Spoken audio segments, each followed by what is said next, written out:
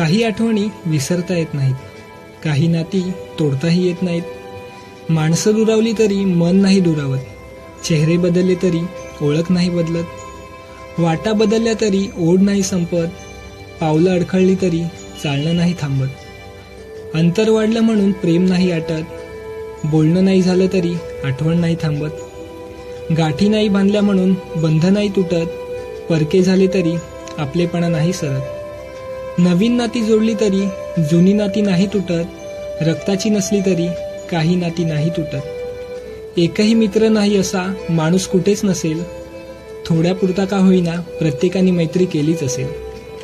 शरीरात रक्त नसेल तरी चालेल, पण आयुष्यात मैत्री ही हवीच, कितीही जुनी झाली तरी ती नेहमी वाटते नवीच.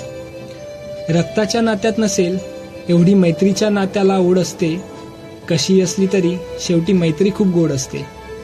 मैत्रीच्या या नात्याबद्दल लिहिण्यासारखं खूप आहे, खरे नात्याला नसले तरी मैत्रीला एक रूप आहे.